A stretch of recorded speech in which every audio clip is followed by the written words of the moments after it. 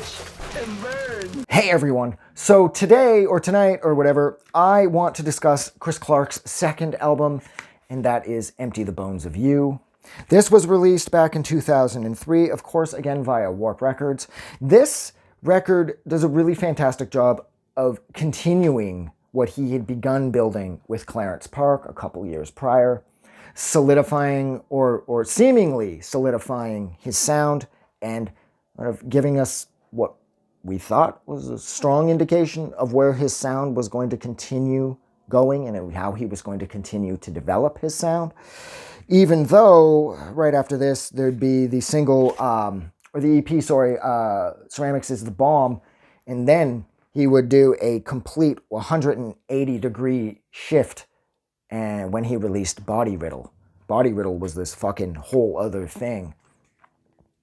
So I get why he did what he did with Body Riddle, because what I found here is this record, even though it plays incredibly well as a complete full length, as far as pulling off individual tracks here that I love, Indigo Optimist, the first track, is the only one that I felt that way about. The rest of this record, I found that whenever I would go in to extract songs to listen to them on their own, they would lose something.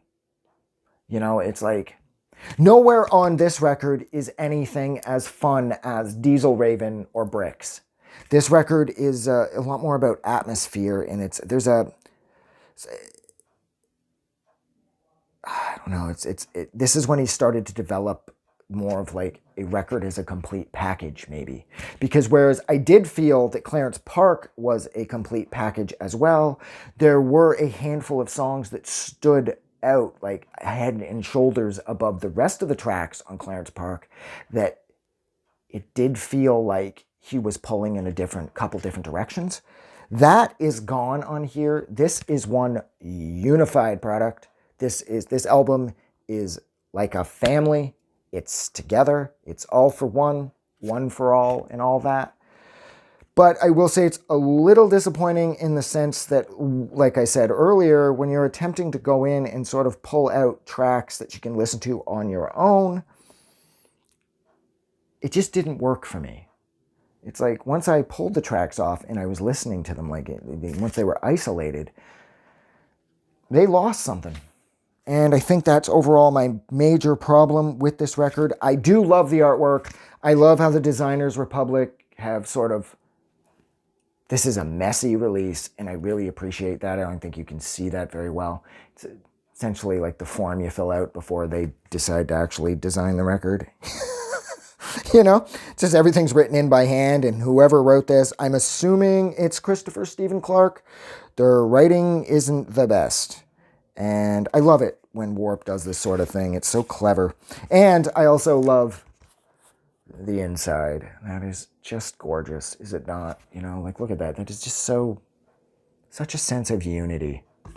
But yeah, so I will leave it there. So thank you so much for hanging out with me for, oh wow, this one's short, for under 4 minutes while I discuss Chris Clark's second album for Warp Records, and that is Empty the Bones of You. Like always, if you liked this review, don't forget to do something nice for somebody. You guys are amazing. I'll talk to you soon. Have a good night. I just wanted to say thank you for making it through the entire video. I really appreciate it. And I'm going to remind everyone one more time, even though I've probably already done this in the video that you just watched, to please click the like button as well as the subscribe button, because it helps this channel grow. And thank you for hitting like and subscribe, and we will see you guys really soon.